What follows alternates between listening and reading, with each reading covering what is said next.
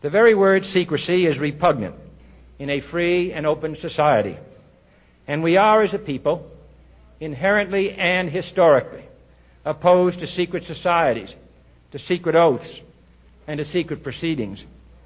We decided long ago that the dangers of excessive and unwarranted concealment of pertinent facts far outweighed the dangers which are cited to justify it. Even today, there is little value in opposing the threat of a closed society by imitating its arbitrary restrictions.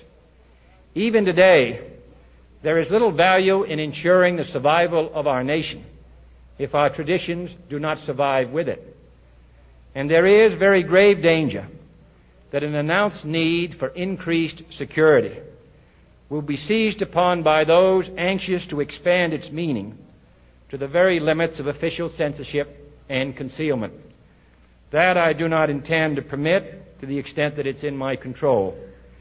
And no official of my administration, whether his rank is high or low, civilian or military, should interpret my words here tonight as an excuse to censor the news, to stifle dissent, to cover up our mistakes, or to withhold from the press and the public the facts they deserve to know.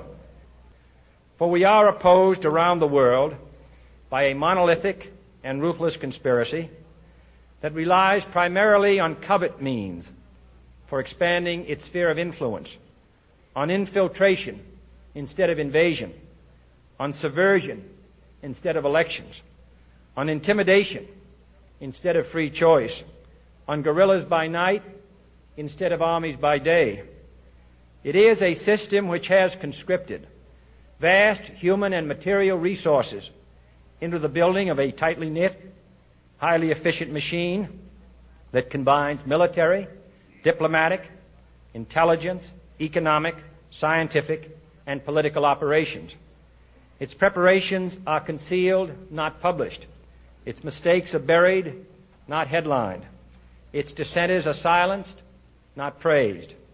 No expenditure is questioned, no rumor is printed, no secret is revealed. No president should fear public scrutiny of his program, for from that scrutiny comes understanding, and from that understanding comes support or opposition, and both are necessary.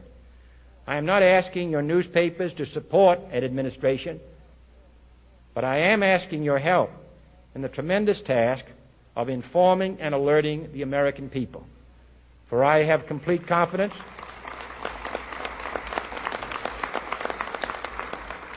in the response and dedication of our citizens whenever they are fully informed. I not only could not stifle controversy among your readers, I welcome it. This administration intends to be candid about its errors. For as a wise man once said, an error doesn't become a mistake until you refuse to correct it. We intend to accept full responsibility for our errors, and we expect you to point them out when we miss them. Without debate, without criticism, no administration and no country can succeed, and no republic can survive. That is why the Athenian lawmaker Solon decreed it a crime for any citizen to shrink from controversy. And that is why our press was protected by the First Amendment, the only business in America specifically protected by the Constitution, not primarily to amuse and entertain, not to emphasize the trivial and the sentimental, not to simply give the public what it wants, but to inform, to arouse, to reflect, to state our dangers and our opportunities, to indicate our crises and our choices, to lead, mold, educate, and sometimes even anger. Good afternoon, ladies and gentlemen. You'll excuse the fact that I'm out of breath, but about 10 or 15 minutes ago, a tragic thing, from all indications at this point, has happened in the city of Dallas. Let me quote to you this. And you'll excuse me if I am out of breath. A bulletin. This is from the United Press from Dallas. President Kennedy and Governor John Connally have been cut down by assassins' bullets in downtown Dallas. They were riding in an open automobile when the shots were fired. The president, his limp body carried in the arms of his wife Jacqueline, has rushed to Parkland Hospital. And if you'll excuse me if I give some directions and we talk about what we're going to do here for the next few minutes, but Bobby, let's tape this, if you please, particularly the interview with the eyewitness people. It is being taped good. Here's a piece of copy that was rushed to me and was torn off from the United Press in Dallas. President Kennedy has been shot in Dallas, Texas. He was shot as a motorcade left downtown Dallas. Mrs. Kennedy jumped up and grabbed the president. She cried, "Oh no," as the motorcade sped on. An Associated Press photographer, James Algens, 8LTGENS, reports he saw blood on the president's head.